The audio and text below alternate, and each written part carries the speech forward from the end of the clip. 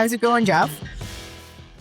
It's going. It's early, but I'm locked in. It's 3 a.m. there, right? Yeah, 3:12. Yeah, so I got my second cup of coffee here. I'm locked in. Thank you so much for joining me at this time, especially at the snow. No, no, totally fine. I'm just happy to do it. So, So you don't have any other pictures of you in uniform? no, honestly, I don't I don't take a lot of folk of pic. You have more pictures of me than anybody else on the face of the earth, by the way. I do not have many pictures of me in uniform. You should take some. I think it'd be a hit. I, I don't know. I just I wear that uniform enough. I don't need to post about it. You know what I mean? No, you don't have Enough to people see post me in about it, uniform. but just so you have it, because I mean, I think it'd be a cool thing. When you're older, you might want to like have a picture of that. Oh, trust me. My mother has a million of them, but I'm not. I'm not texting mom right now and be like, "Hey, I need a picture because I'm on a podcast," and she's gonna be like, "What's a podcast?" And it's not gonna be good. I'm gonna have to explain this whole thing. No, I mean, no, she's great, but I'll see if I can find any more when we're finished here. Yeah, yeah. I don't need it right now. I just thought that would be a cool picture to put on the I guess a picture of you. Unfortunately, I've been a part of a few PA public affairs things in my time. So if you Googled me, you might be able to pull one off the internet. There's a few that I'll never live down that are on the internet. When I had just joined and I don't have any hair, I have glasses, I look terrible. So I'm just going to ask you, don't use that one. If you Google that one, you'll know which ones they are too. Well, what was it about? So it, it was it was just kind of a spotlight. PA in the Air Force likes to do a spotlight on different jobs and things like that, and so you'll your leadership will sometimes pick a who they think is a good candidate. And so I guess they thought I was a good candidate, so they kind of did a story. I was in a on a AFN commercial, which is just the TV network for military that we can watch. And yeah, it took me a while to live that down, but I was working on a truck that I would use, a fuel truck, and so it was a really cool experience. I've done it a couple of times, but that one. I knew as soon as we did it, I was like, I'll never, this will haunt me forever. And to be honest, it has. It's definitely haunted me. I can't get them off Google. I look terrible, but it's all good. It's fun. Okay, so is there any PA stuff that you are happy with how you look that I could use? I'm interested. I'm gonna Google you. There might be. You'd honestly, you'd have to look. I really don't mind what you use. You can use. I can go back and see if I'm finding more pictures in uniform. There might be something on Google. You can use my project or my pics that I've sent you. It really doesn't matter to me. But yeah, I looked this morning as soon as you were asking for a picture, and I was like, oh no, I don't have too many of them. So, I didn't even think of Googling you because I thought everything was like top secret or something. oh no, no. If we get into it, you're gonna find out my job is not super top secret. So we do some secret. I do some secret things I'm not gonna tell you about, but no, there's nothing top secret on there. Okay. Well, I guess it's just I have okay, not very little understanding. I have zero understanding of what your job means. So you are the U.S. Air Force, and your job is in the fuels. That's correct. Yeah. So, anything that you can think of with fuels, whether it be the delivery, the housing of fuel, or excuse me, storing of fuel, ordering, accounting, the quality surveillance. So, just kind of it's a complete realm of. It, sorry, it's 3 a.m. Sorry, yeah, let my brain work a little bit. No, so anything you can think of with fuel, we handle it. And so.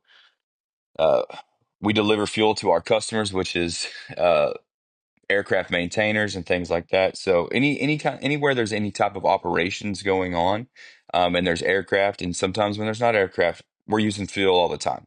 So you'll have someone like me go out there, and we're fuel handlers. We're proficient in everything fuels. Okay. So Yep.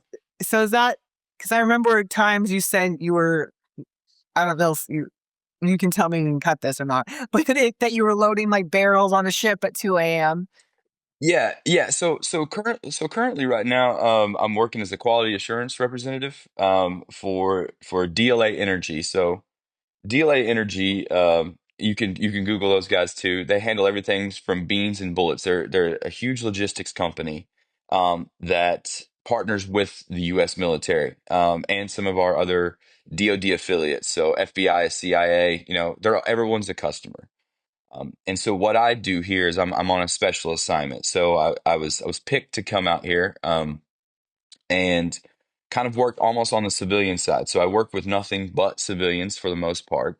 I'm not in, say, like a regular Air Force unit. So I don't wear a uniform every day to work.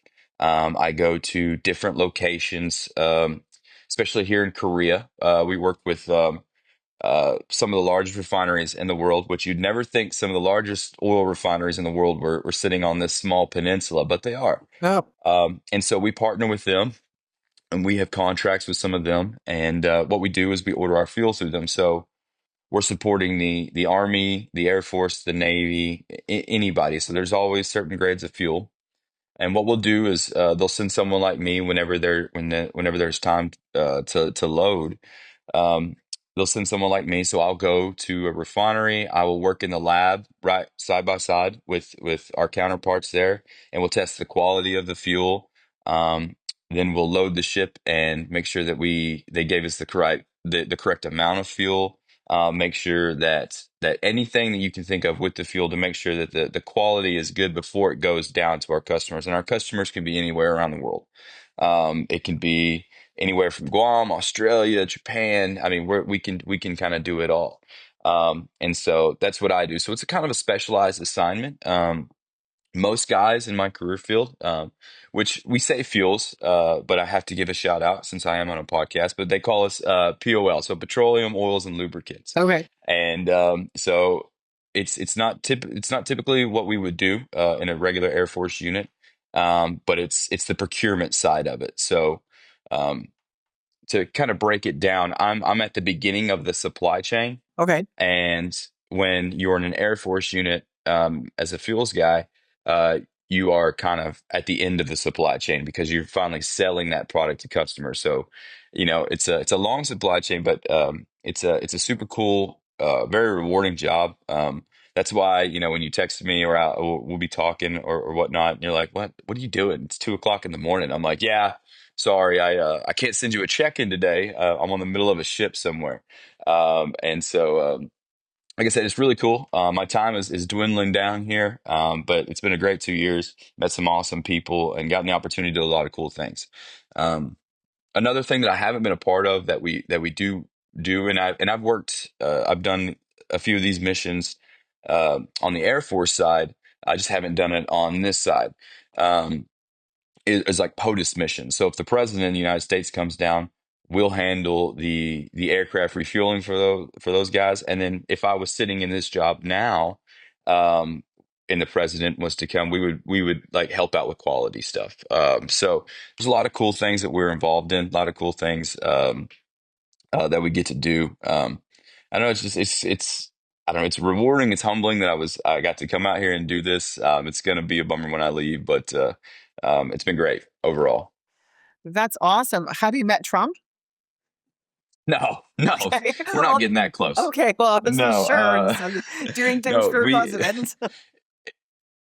whenever the president, so the most recent time that I've worked on a POTUS mission is what we call it, and you team with everybody. You team with ground crew at the. So for instance, if they come down, and you're working at Air Force Base, and the president or vice president or whatever, they decide to come down for whatever meetings. It's a crazy large mobilization of people. You see basically an entire base mobilized to be able to support because when the president comes down, they're bringing helicopters and multiple jets and people, security details. You get to work with, for instance, when I was helping out because we did it in Japan. and President Biden came down. There was a funeral for one of the ex presidents of Japan when I was there, and um, I mean it's almost like a logistical miracle how we can get all of these things done. I mean, because it's such, there's so many moving parts. You have, like I said, Secret Service walking around. You have no idea who these people are. You see security detail on roofs. I mean, it's helicopters flying over. I mean, it's a super cool experience to be able to kind of to do that. And like I said, I've been fortunate enough to do it a few times at multiple locations. But so that's like a super cool mission that we're able to do. But I mean, it's hard to describe exactly how everything goes down, and I don't know the intricacies to it. I don't know anything secret or anything like that. But just to kind of see all these moving parts be able to do this for one individual to come down. It's pretty cool. That sounds awesome. Like, I think because I don't know anything about that, just the fact that you use the word mission, that I'm like, oh, he must be a spy with my No, little knowledge. That's why no. I was joked with you about like, are you a spy? I, It's I, just not I, like- like I said, I don't want to turn into a meme. So anytime some military guy is going to watch this eventually and be like, "Hey, he doesn't go on missions, I do," and I don't know, but no, it's just a simpler way. Anything we do, hey, it's a mission. We're doing a mission. So I am not a Navy SEAL. I am not a spy. Uh, maybe I can see if I can get you one of those guys for a guest. I'll see what I no, can no, do, but no.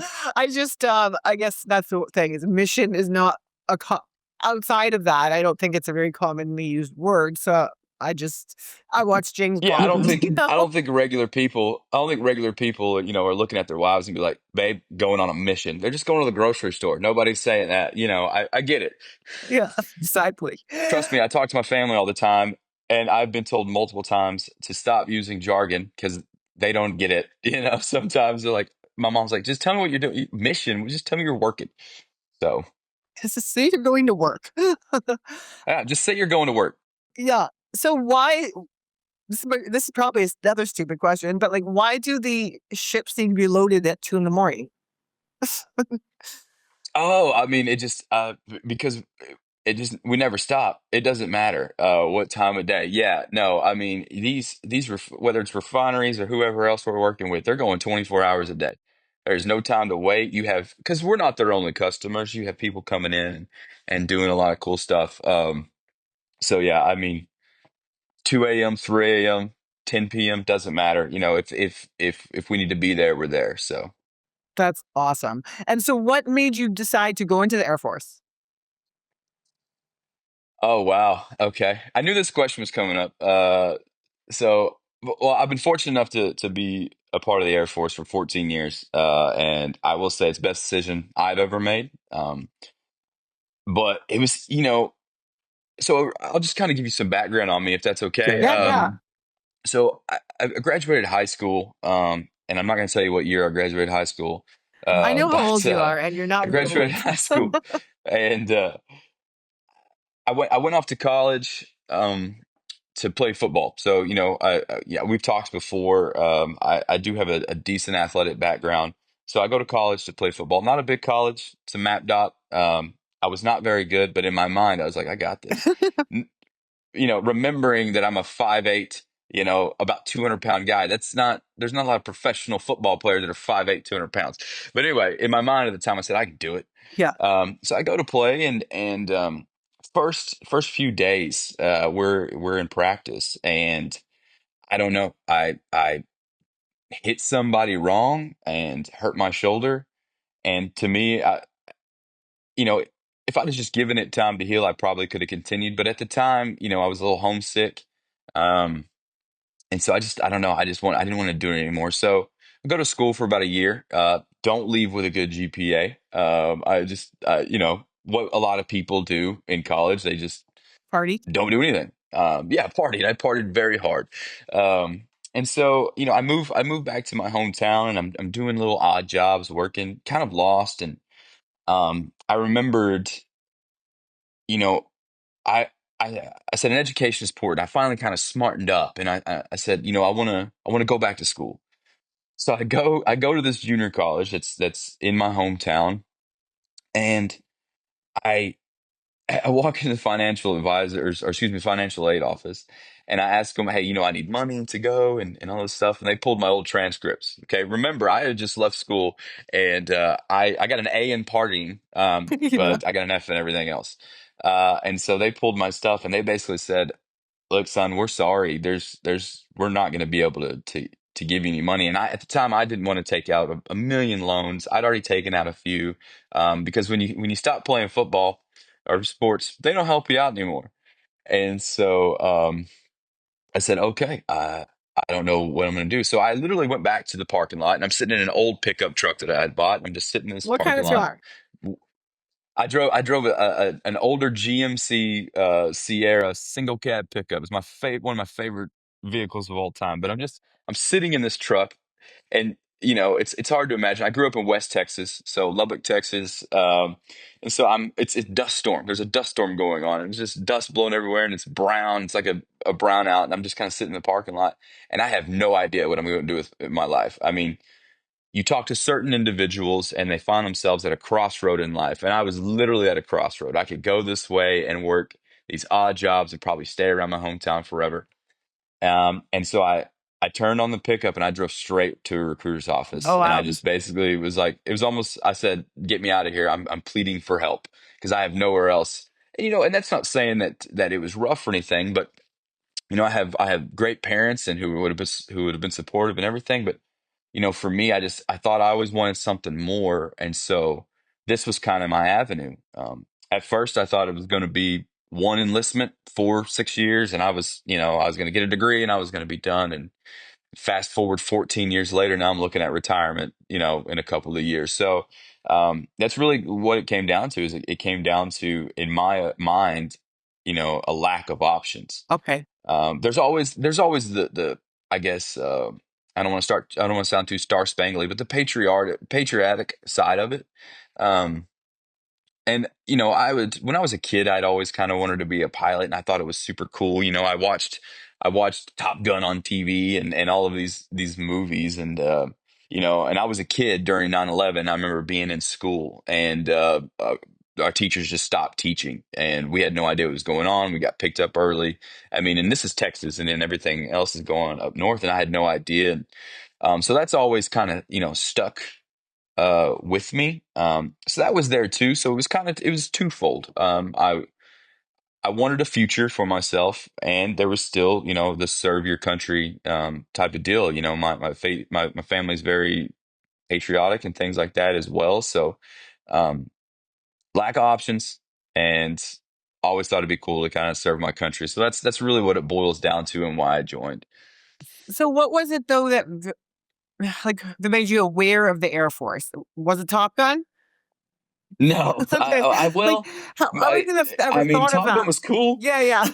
I would Top Gun was cool until you find out that there are so many steps to becoming a pilot, and God bless those guys because I can't do it. You have to, I mean, you got to meet a certain criteria, and there's a whole thing, and I wasn't aware of that. I thought I could just show up and be a pilot, but that is inaccurate. Anybody put the watching sunglasses can't do on. that. Yeah, I You thought know, I was like leather jacket, motorcycle. I am Maverick, in my own mind. I don't know. So Top Gun. Originally, I wanted to join the Marines, so I went and talked to them first. I had a cousin who was a Marine who served in Iraq, and he's a little bit older than me. And then I'd spoken to him a little bit about it. And, Marines, they're hoorah, go do it. And then I had a great grandfather who served in the army in Korea. So he's passed now, so we didn't ever get to talk about the time I was stationed in Korea. We'd probably have a good time, but um, so so I went to my mom and I said, hey, I'm going to join the Marines or whatever. I'm going to join the military is what I said. I didn't tell her exactly what branch, and she looked at me dead in my face and said, join any of them but the Marines, because we watch TV and she knows my cousin and things like that. And so I was like, okay. So I went back and, told the Marines, no, thank you. Went and talked to the Air Force. And it was uh, such just a chill vibe when I walked in the Air Force. So you go to the Marines, you're like, how many pull-ups can you do? And the Air Force guy's like, hey, man, how's it going? I was like, okay, this is up my alley. All right. So I had a really cool recruiter, and he kind of got me set up. But yeah, if to answer your original question, probably Top Gun. Probably watching all those old military movies. Even though at the time I didn't differentiate the Navy from the Air Force, I was like, yeah, pilots are pilots. Cool, let's do it. So The reason I'm laughing safe to so say I'm much, not a pilot. I'm just going to tell you this is why I'm laughing so much is because my last podcast ended up being we talked about Top Gun too. So Well, it's just a topic that's come up lately. it's a cultural phenomenon. It's a great movie. Both of It them. I is, love them yeah. both. Yeah, one of these days when this podcast blows up and you get Tom Cruise on here, you can ask him about Top Gun. So Yeah. I have more, and I think I have more other questions to ask you about. hey, ask away. Like I Yeah, said, but the yeah, Top coffee is Gun. finally kicking in. Guys love Top Gun. I mean, I think it's a great movie too, but men really love it. I, something about it. It just kind of anytime it's on TV, you see the old man stance in front of the TV where the guys will stand there and they're watching. It's just they're focused on it. So yeah. So, what did you do in the Air Force when you first got recruited? So so are you talking job wise? Yeah, yeah. Like, so what was Okay. okay? Like, what was that So like when you first started? I've been fuels my entire career. Like I said, yeah. So I've been fuels on that side my entire career. It's just right now I'm in a special assignment, so I just Oh, kind of stepped out of that job for 2 years to work this for a while. So, okay. but I never I funny story. I when I first joined, I spoke with my recruiter, and not all recruiters are bad, but they get a bad rap. But I feel for them. It's tough when you got to talk to these high school kids and Yeah, college dropouts like me who think they're going to do whatever. But anyway, I had spoken to him, and I just don't think he knew exactly what the job was. I mean, he has a description in front of him, reading it off to me, and um, so I'm thinking at first that I am going to be a in-flight refueler. That's what I'm going to do because that's what it sounded like. right. And I'm dumb, so I didn't Google anything. Wait, So what does that I just mean? What is it in flight? What does that mean? so So we have individuals. It's their job to fly on aircraft and refuel other aircraft midair, Oh and so wow. they use equipment off of another airplane to refuel jets in midair, and so they continue the mission. And I'm thinking that's what I'm doing. I'm thinking, you know what, I might not be a pilot, but I'm going to get to fly around on airplanes. Yeah, And so I show up to my tech school, and the first thing I do is I look around and I see all these like fuel trucks and big tanks, and I'm like, what what are we doing exactly? And then they explained it to me, and I was like, they got me. He got me. And so I'm not in flight refueling. That's a super cool job. I've met a couple of those guys, but I don't think it's my recruiter's fault. It's definitely my fault for not Googling my job. But I have to say I do love it, and I have no regrets about sticking with it. It's pretty rewarding. It's cool. You meet a lot of like-minded individuals. Who are very mission focused and hardcore, and so it's honestly it's a great job. I sound like an infomercial for the Air Force right now, but yeah, join it's a now. really cool job.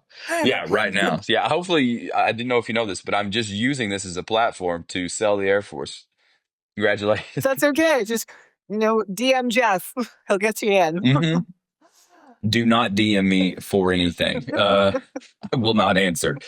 That's true. Uh, so I wanted to ask you this too. Now I just sound like an idiot because I'm like, what do these things mean? So you just got your master's in environmental management, correct? Yes. Yes. So what does that mean? So, so I kind of was. I don't want to say, yeah, no, I'll say it. Talked into this degree, and so by one of my friends, he works for a company and they do environmental restoration, and I was like, man, that's like a really cool thing. What And is environmental restoration? so for instance, anytime you sell a property or there's a spill, anything like that, you have to do some sort of environmental restoration. So, say someone spills a bunch of gas on the ground somewhere, they've got to dig up that soil and uh, clean up the area, clean up the environment that they just messed up. And so I got this degree because I want to be a part of that. I mean, the dream is to hopefully maybe work for the EPA and help handle natural disasters, and things like that. Um, like I said, I've spoken to my best friend at home, and we grew up together. You know, we played football together. We're still best friends, but and he described a lot of what the job entails, and I was like, that just sounds like super cool. Like I want to do that, but I want to do it on a federal level. And so, you know, if you have some of these areas that say that get hit by a hurricane or whatever, you know, I want to be part of the team that goes out there and helps, you know, restore their environment to clean up anything that might have happened. So that's a little bit of it. That's really the part that I'm focused on, and hopefully I'm lucky enough to do that in the next couple, you know, when I do retire. But plus, I love science. It's very science oriented. Obviously, it's a master's of science. But going through some of those courses and things, you learn so much. Now, you took a few courses that were a little weird, like you felt like a garbage man a couple of times, just part of it. So I kind of learned, I wrote multiple papers on how to build landfills and things like that. That I was just like, okay, all right. So Good to you know, know. I was lucky enough to, yeah, it was just, okay, cool, thanks, yeah, okay, you lace, got it, all right. Um, so you know, I'm just it's a super cool, and it seems like something rewarding. And I'm not a saint by any means, but you know, I do want to give back, and I do like helping people, and I think maybe this can be a route to do that. Also, you know, it's a good job to have. You know, I'll be coming from, you know, working for the government to more maybe the private sector if I'm not you know, able to get a job for maybe the EPA or somewhere in the federal government, but. Um, and another thing, like I think about is everything is kind of shifting towards more environmentally conscious, and I'm always been extremely interested in that as well. You know, as some of the old folks back in Lubbock, Texas, would say, you know, tree hugging. I'm really into the environment. I want to protect it. You know, I have a daughter, and I want her to have like some clean air to breathe and or whatever. You know, and so I just leave it better than you found it, and I think that pertains to all things. And so it's important to me. It means a lot to me. And so that's it's kind of my way of giving back, I guess, and still earning a paycheck, if that makes sense. That's really cool. Yeah, I wasn't sure exactly what that meant, but that sounds amazing. Um, so when you were started the Air Force, was there like a crazy training protocol? Um, so Or am I thinking of like a keep it. movie montage? Again. Yeah, no. Bear in mind, I am not in the Army or Marines, Right. and God bless those guys because they are way more hardcore than me. But there is, you know, you join, and I was already in pretty good shape. I'm in better shape now, working with you. We can talk about that whenever. But I so before I joined, actually before I was fuels, there was a small period where I really, you know, like I said, I was watching all these cool movies, and I found out that I couldn't be a pilot, but I did find like there's different jobs. So like more like special forces jobs, like you know, for the Air Force we have pararescue, we have combat controlman, we have TACP, and there's probably some that I'm missing. So I kind of wanted to do something like that. And so during my lost years, when I wasn't going to school and I was just working, I blew up. You know, I was eating fast food every day and all this other stuff. And so, first of all, when I joined the Air Force, they were like, you need to lose 20, 30 pounds. You know, I was big, and it was not a good big. And I said, okay. And then, you know, I kind of discovered these other jobs. Like, man, that sounds really cool. And they're like, you aren't going to be able to do that. You need to lose all this weight. You need to get in better shape because you have to take an entry test. I think at the time we called it the pass test. I'm not sure what it's called now, if it's still called that. And they described it for me. And you know, it's a lot of, you start out with a swim, and then you move to a run, and then you have pull ups and push ups and everything like that. And I was like, man, I really want to do that. So I started training. immediately I was like, I'm going to do this because first of all, I need to lose 30 pounds anyway, and then I'd like to try to take this test. So, um, I so the recruiter kind of gave me a training regimen. Now I remember I'd grown up playing sports and everything, so I had a pretty good background in it. Yeah. And so I just started training like an animal. Just my diet probably wasn't good, but at the time, you're 19 years old, 18, 19 years old, you can just kind of eat whatever and go hard. Um, and so I did. I was able to lose like 20 pounds. And I got in fantastic shape. I was running, swimming, everything like that. And so I told my recruiter, I said, I want to try to take this pass test. And he goes, oh, okay. And so he takes me to the YMCA and, I've never swam a lap. Well, I had trained a little bit, but I had never really swam laps in my life, and people who do that on a daily basis are amazing. And so I get in this pool, and you know, I somehow don't drown, and I finish it up, and then I go for a run, and everything else is kind of easier. So Right. I had passed it, and so I was waiting for one of those jobs to come down so that I could go to basic training. So I was waiting for one of those jobs to come up. Um, and I had already been to this thing called MEPS, which is like the medical processing for the military. They have to do a bunch of medical stuff before they let you in. And at the time, I didn't have 20/20 vision, and I didn't know that was a requirement because I wore contact lenses. Nobody knew I didn't have 20/20 vision other than those people. And so it came back down, said I didn't have 20/20, and at the time I didn't know of any other avenues. So that's when they offered me the fuels job because I was physically qualified to at least get into the program. Now that's not saying I would have made it through. I mean, it's a grueling process. Um, but I was able to at least, do that. So I eventually went into the fuels route, and that's kind of there's no training regimen for that. We just need you to show up to work, do your thing. But at basic training, yeah, every morning you're exercising as a massive group. It's a lot of I don't know, caveman exercises. So your push ups, your sit ups, they're running you to death. You're running in a formation, chanting, doing all the cool stuff you see, in the movies. So that's basically kind of what it was at the beginning.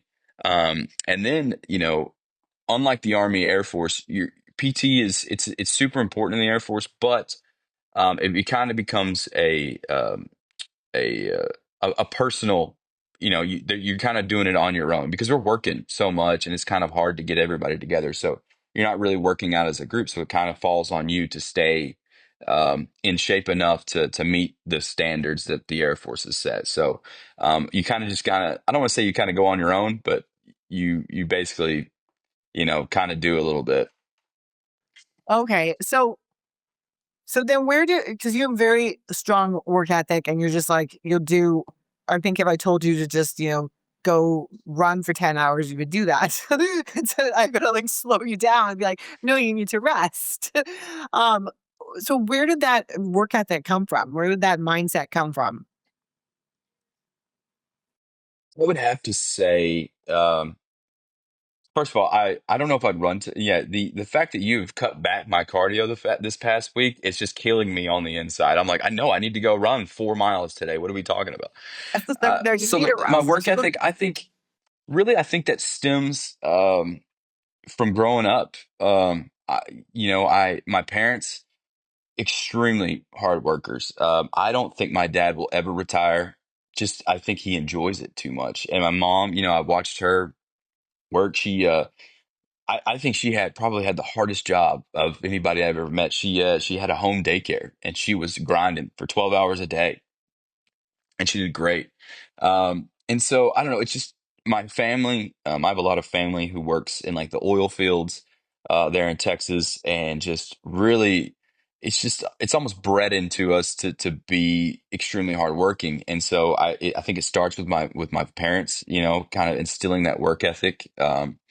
Nothing in life is free. I was told that all the time, and you're gonna have to. I remember one specific story. I was talking to my mom about what I wanted to do, and she just looked at me and she said, you're gonna have to work hard for anything you're ever gonna have.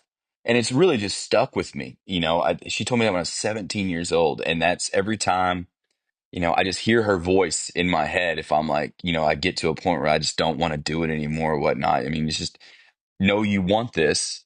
Now go get it. Nobody's going to give it to you. Nothing comes easy. So there's that, and I can credit my coaches too. High school football is a religion where I come from. I mean, it is definitely a religion. If you've ever seen the movies Friday Night Lights or anything like that, so you know, almost a rite of passage to play football in Texas. And I had, one of the greatest men I've ever knew was my high school football coach. But I tell you what, worked us into the ground as kids. We were working hard. So I think it's little things that I've gotten that's gotten me to this point. And I just don't. It's probably a sickness at this point, but I just don't feel right unless I'm busting my ass. It just does not.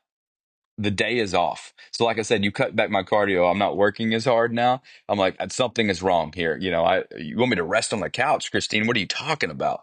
Well, you don't have to sit on the couch, but you just need to not like run yourself into the ground. Well, I Physically, don't know. you need like It's a couple of days of a break. Well, yeah, we'll talk offline after this, but can I stop? Can I end this break now? Can I get back to working super hard? No. So I think it has that, and then carrying that into my military career has helped me a bunch. I mean, because you do see some guys that'll come in who didn't have that similar background. You kind Yeah. of have to teach them work ethic when they get here, Okay. and yeah, That must be so tough for them. Like to it's just show a up and like not have any idea how to do it. That would be. I'd, it's I think it's it's a culture shock. yeah. It's like It's a culture you shock. guys yell at him and like you're soft, toughen up. No, I don't not so much Okay. There's not no so much drill anymore. sergeants like screaming at people. Yes, they Oh, still okay. do that. Okay. Yeah. But once you get past that and you get to your first base, your first Yeah. unit, we're not screaming in your face anymore. Okay. Now, that's today. Okay. I joined, Mhm.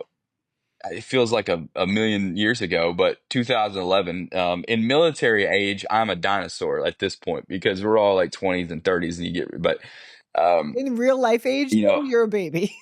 You're yeah, very in real life young. age, I'm a You're baby. very young. Military age, my knees would say I'm 58 years old, Okay. but no. Um, so we're not yelling at them as much now. When I came in 11, and I don't want to sound like the old guy, but it was different. So the Mhm. military kind of goes through cultural shifts. I mean, Right. we're the great social experiment. And it depends on kind of what's going on in the country. It kind of reflects what happens in the military. So, when I first came in, I don't. The, hazing was kind of gone. You Oh, can talk to some of the older guys. Some of the older GWAT veterans. So that early 2000s, when we kind of first went into Iraq, Afghanistan, they were hardcore. Like they oh, came up with the old military hardcore, and when I came in, it was starting that transition. okay. Um, and some people will say soft or gentler. That's not what I think it was. We just focused on different things. Mhm. We focused. This is when you kind of started seeing the mental health aspect come into it, and then Oh, trying to help individuals out with this, that, and the other. like helping So we people with weren't in. PTSD and stuff? Yeah, Oh, that's good. yeah, and whoever, depending on who you talk to, in that realm, and thank goodness I don't have any issues or anything like Mhm. that, and I feel for those who do. Um, but you can see, the military has programs trying, and they do a Okay. good job for the most part. But that's what I'm saying is we kind of shifted, so we'll just kind of put our focus on the people, not just the mission, and certain things like that. So you kind of just see cultural shifts throughout the military. It just ebbs and flows. So I say all of that to just say we're not yelling, we're not Okay. getting in your face as much anymore. Okay. Well, I mean, I first came in, yes, it was still that a little bit harder, Mhm. rougher, tougher. I've been cursed up and down. People have been in my face, but that's good. That's how I operate. Yeah. Going back to I played sports like this is nothing. Right. Okay, yeah, you know, um, and so, but we don't do that anymore. We try to approach it a little Mhm. bit differently, different leadership styles, things like that. There are days that I get pretty hot and I have to kind of calm myself down so I don't lose it on somebody. But no, we're not like that anymore. We focus on different things, and I think it is for the better. To be honest, we've Yeah. come a long way. And so we put more emphasis on the people and taking care of the people, and finding, instead of just, a blanket of just yell at them, they have to do what they're supposed to do, Right. which is true. But there's other ways to approach that. Like, the Air Force, I've been to many courses. The Air Force will kind of teach you, excuse me, the military in general kind of teach you, like, find someone's niche, what motivates them, and understand that, and then use that to motivate them. You don't have to get in somebody's face, and you don't have to curse them up and down. Mhm. Sometimes that's warranted, but you just put an emphasis on getting to know the people that you're working with, that are working for you. Right. Is kind of how I look at it. Well, everybody responds differently to things, right? And that's the thing is like some people respond really well to verbal abuse basically. But other people that's going to like traumatize them and they're going to shut down. So that's good that it's more well-rounded now, I would think. Just from my own perspective as like working with different people, I realize like I have to treat them all individual because some people can't handle certain things, and um because what seems tough to one person is like uh or well, what seems nice to one person is like torture to another. So, you Yeah, gotta I'm still the mindset. I don't know. It's just normal. It's okay if you yell at me. I can take it, and yeah. it kind of motivates me more. But yeah, you're 100% right. I don't know how you do it working with, I don't know how many clients you have at the moment, but working with all of our different personalities and kind of finding what makes us tick. That's why I think I've told you a million times, just yell at me. Okay. If you don't like something I'm doing, just yell at me, But Christine. I don't ever need to yell at you because you will follow the diet and it's like, okay, I don't have to say anything twice. I just send it to you. You're like, got it. Okay. And it's very, very simple, right? It's like, yeah, so there's no yelling needed for you. I think one time I told you to pull your shit together and and I think I was just joking. I probably took it as literal, like, oh no, I need to get my shit together right now. Well, because No, it was actually because you told me that. You were like, "If I'm doing anything wrong, you just tell me to get my shit together." And so I said that to you as a joke, and I think you took it the wrong way. I was like, "No, no, you're doing yeah. good." No, I took it as literal. I took it as, you need to change your entire lifestyle immediately because she's telling you to. I was like, okay, I will go eat that 8 ounces of chicken right now. I will do it. No, I don't you're know how, doing good. I don't know how you do it. I don't know how you do it. Like I said, I've seen you talk to your other guests, and you know, different things motivate those different folks, and you can kind of tell because we're all different personalities. So I mean, Mm. you work as you work not only as our trainer, but sometimes a friend to listen, and a motivator, and you're basically a therapist for all of us because we're all yeah, Well, I do my best. Well, this is the thing is like because what I truly believe is like your physical body can respond very fast, right? I mean, everyone's body's Mhm. different. Like for instance, you put on muscle really easily, so that's just how your body responds. But your body can respond really fast. It's the mental hangups people have that hold them back, right? Mhm. So like it's like Yeah, what you were saying about finding ways to motivate people and figuring out what works for them. That's the same thing with training people. It's like you got to kind of see what their hang up is. And once you yeah, get that yeah. and you can like get through to them with that, then they make progress. But it's never like that their body won't do anything. It's always like they have a weird concept or phobia or they're holding themselves back. If that Right. makes sense. Well, what Yeah. I will say what I think what separates you, compared to probably other trainers, and I've never worked with anybody else, but I know people who have, is the fact that, I think you do a great job not giving up on us, because me and you've worked together, what, for, off and on for 5 years, Yeah. and you can definitely know when I hit the low and I'm out of gas and I can't do anymore, and I just want to live a regular life, and just, I don't want to follow a strict thing, and you have a great way of kind of bringing us back, to, hey, no, it's okay, and you kind of work with us, that we're kind of going through a slump, we're Mhm. tired, and you'll change it up, and then you'll kind of bring us back in, and I know that, obviously, I know we're paying you for a service. However, regardless. Like you will not give up. Well, this is the thing is I love helping people that are helping themselves. Like you're putting in the work, Hmm. you're serious about it. So like I'm really passionate about helping people get into Hmm. shape and get in the best shape of their life. But you have to be just as passionate about it as I do, you know what I mean? Like, if it's someone who's not doing anything and they're, like, eating cookies and they're drinking every day, then I'm not gonna do that. I'm just gonna be like, Hmm. "Okay, well, you need to fucking get your shit together or go to rehab," Right. or, like, you deal with your shit because, like, this is not, a body issue. It's like there's something else. But I wouldn't continue, like, being like, "I'll go over that." But when it's, you work really hard and like I told you at the beginning of this time working together, like, we're gonna get you to your goal, and this is a new goal for Right. you. It's a new goal, like, downsizing for you Hmm. is challenging because, like, I think that I honestly think we could put we can get, like, 20 pounds of muscle on you like that. It wouldn't take Yeah. much food, it wouldn't take much work at all, but for this, it's a bit more challenging, so it will take a little bit longer, so yeah. I'm excited. Yeah. I'm excited to get you to Yeah. your goal.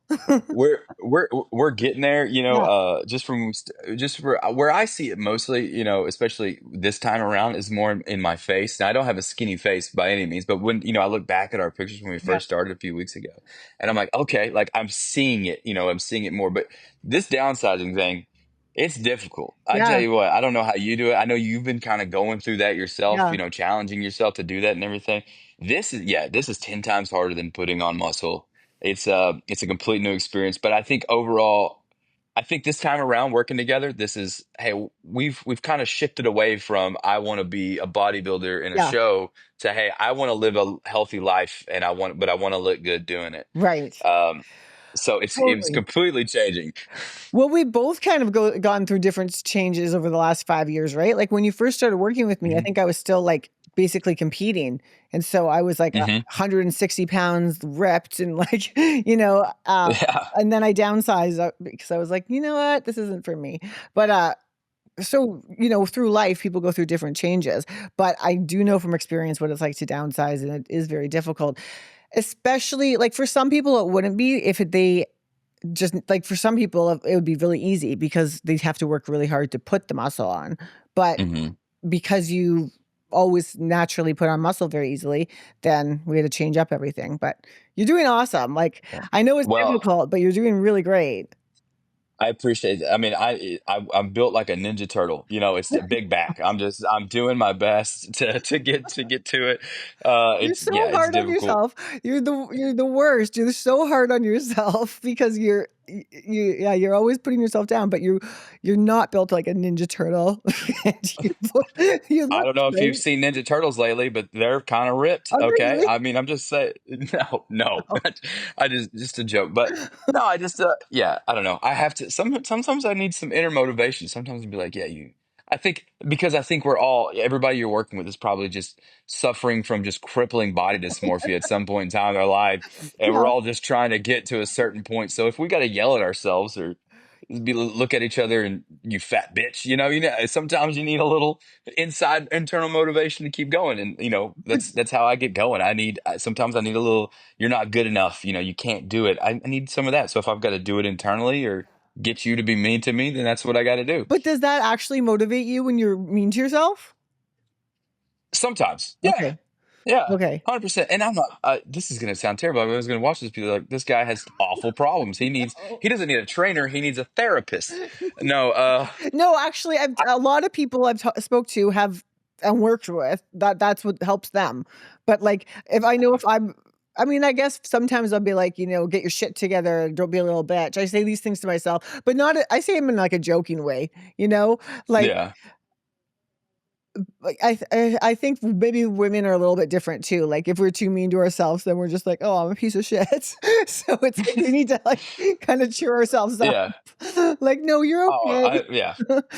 But yeah, for men, I've worked with men that say the same thing as you. It's like you piece of shit, get yourself to the gym, and it's like. Yeah. Yeah, we just we all everybody I'm sure everybody you work with, there's certain days they pull to the parking lot of the gym and we just kind of sit in our car I've done for that. 30 minutes Yeah. and just like I'm not doing it. I can't do it. And then sometimes you got to tell yourself, no, you got to get in there. You got to do this. And so, if you those are the types of days I'm having if I'm texting you saying I'm awful, I'm terrible. Those are the types of days. But those are few and far between. Yeah. Because And those are the it's times like as soon as you start. I think that you need actually some, like, good motivation though, because that's what I found that has helped you is like, "No, you're doing Yeah. great," and I'll send you pictures of, like, your transformation, and because sometimes I think for everybody, it's like if you get a little too negative, then it starts wearing on you and you makes yourself feel like Right. crap, but it's like if you because it's hard to see the progress you've made, but if you actually are able to, like, have someone be like, "No, look at the progress you've made," then it's that's uplifting, right?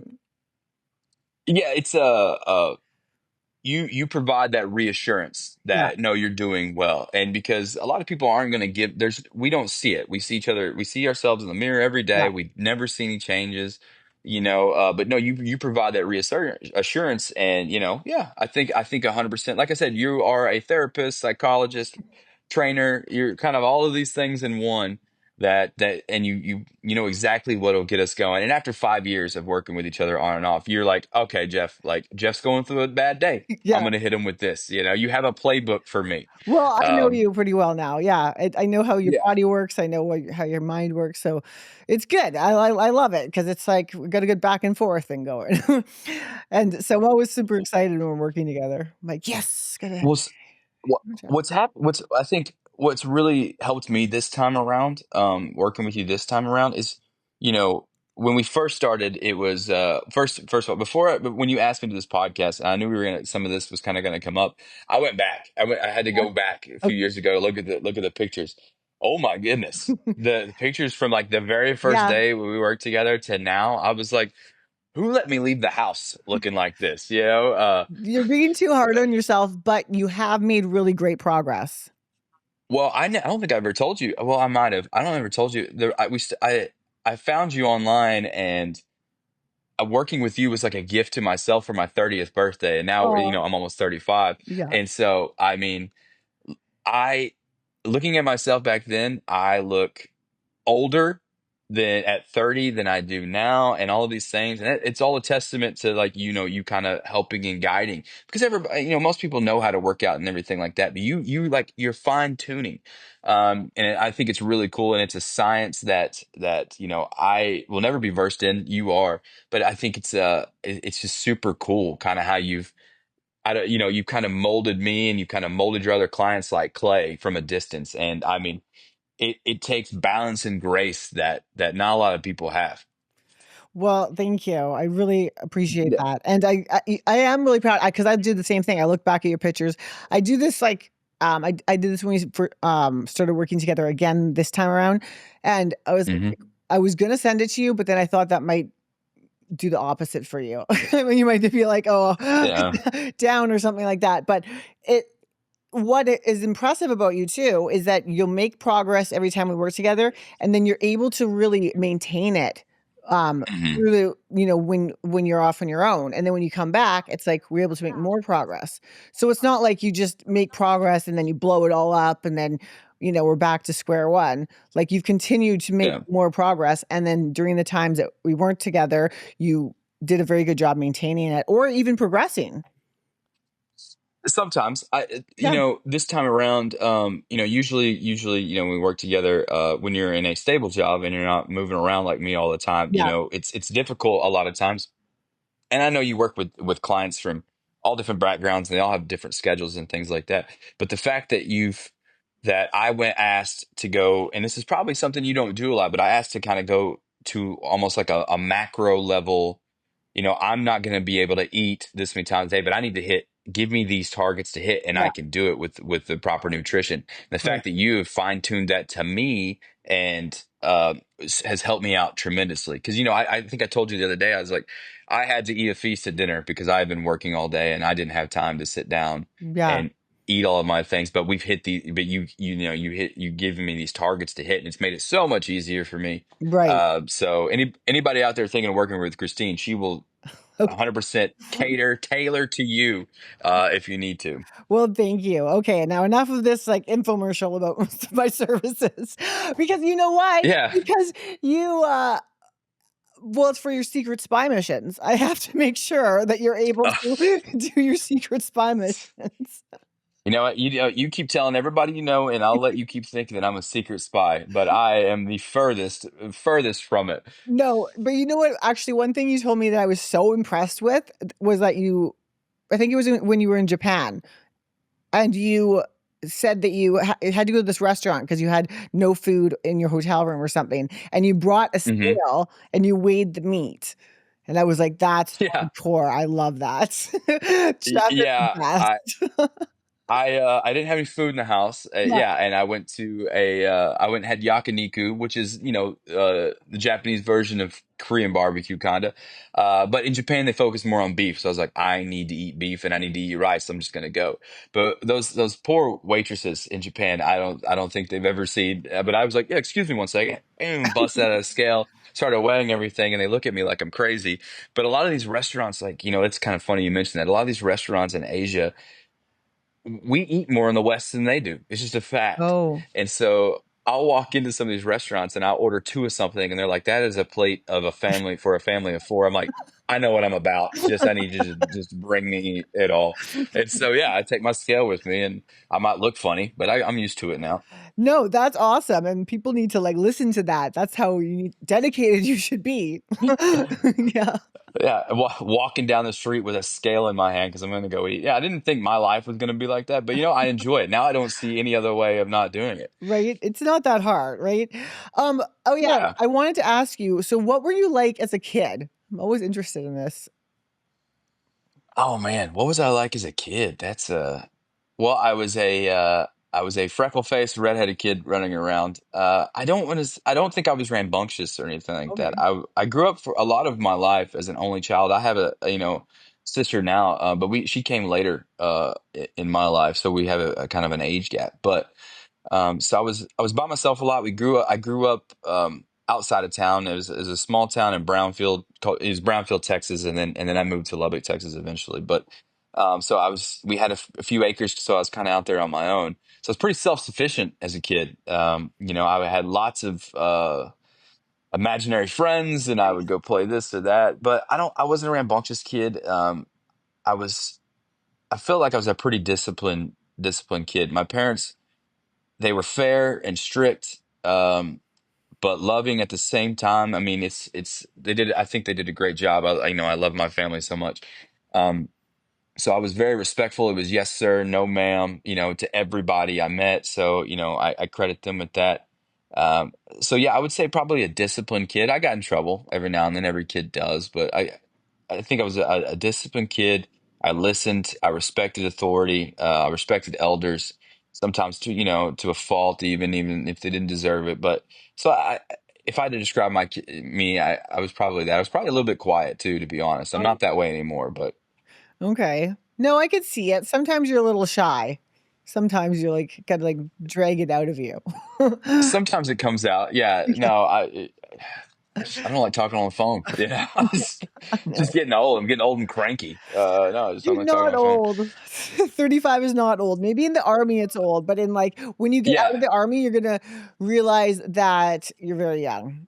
Like it's so yeah, weird military. because I felt old all my life. Like when I was in my 20s, I felt old. When I was in my 30s, I felt ancient. But then after I turned 40, I was like, for some reason, I just felt like free of all of the giving a fuck about my age, and I'm just like, Yeah, I don't think about it at all. I don't care. I am what I am. Yeah. No, yeah, slay queen. Do your thing, Christine. No, I don't know.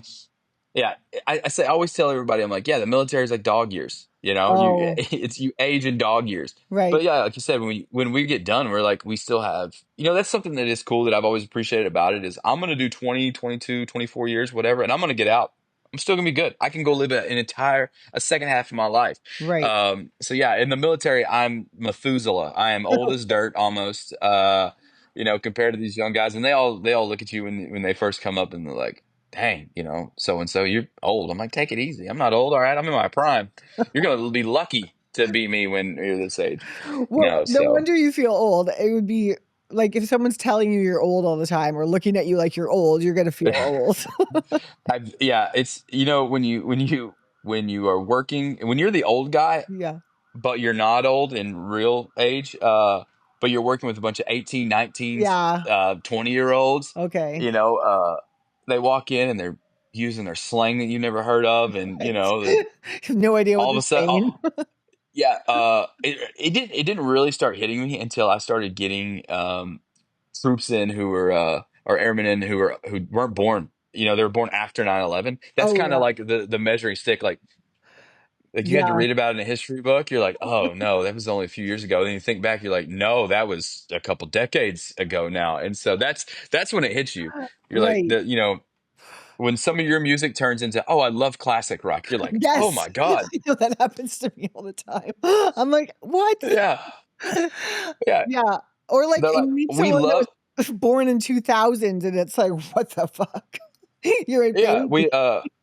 yeah. Just a When baby." the first time one of my airmen said, "Oh, you were born in the late 1900s," I about lost it. Yeah, I was. Punch that guy in the face. Yeah, punch that guy in the face. That's how dare you be that disrespectful? Go back to work. Yeah.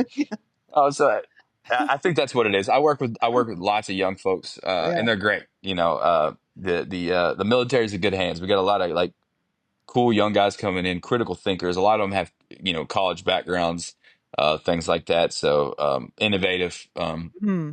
So we're in good hands. People are like, "Oh man, that younger generation." I don't know. I work with them every day, and I think we're all going to be okay. They care a lot more than I think we did, Yeah. and so yeah, I'm all about it. Then now I'll always tell them. I always tell my young guys, I'm like, first of all, you'll never outwork me, and it's just kind of something to get them motivated. Right. Uh, and they do. They end up outworking me all the time. They're just better. I think they're just more efficient in their tasks and things like that. So Well, I think there's more information available to them, like with the, what year were you born? 90. Oh my gosh, I was born in '83. That's all. Hey, That's how old I am. So, that's yeah, but yet you could still run circles around all of us. So hey, you're doing something right. age is just a number. That's right. I think Plus, it was I mean, it was Prince that said that. Prince said he stopped counting his birthdays, and that's why he looked so young. So I'm just gonna go with that. hey, R.I.P. I love me some Prince. Yeah. Exactly. So yeah, stop counting your age. It doesn't matter. Some people really put so much emphasis on it. I I don't know. even think about it anymore. I don't care either. You're as young as you feel. You Yeah, know.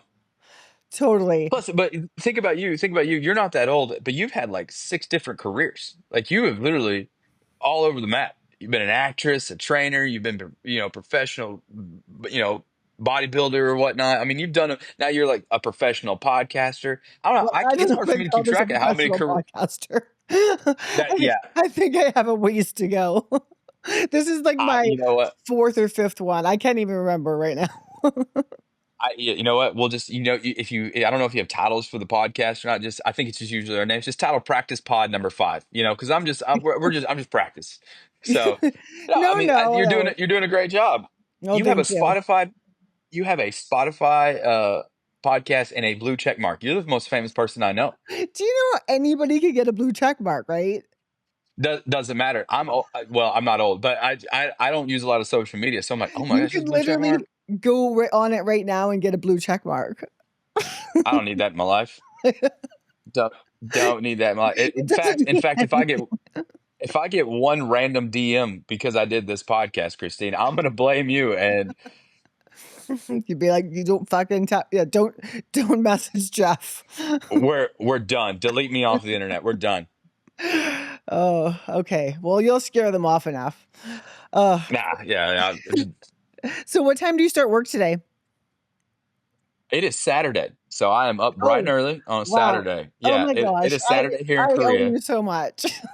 Oh no, no. This is actually cool. I will get up and I think it's raining today, but Mm, I'll get to the gym before anybody today. I'll go do my thing. nice. After this, I'll make some breakfast. Yeah. Yeah, I'll take a nap later. It'll be good. Okay. Okay. And you got to send Yeah, me your photos. I do need to send photos. I do need to Yeah. send some photos. I will see what else I have. If not, just pick the best one you got. No, no. Send me the photos with your uniform, but also send me your check-in photos.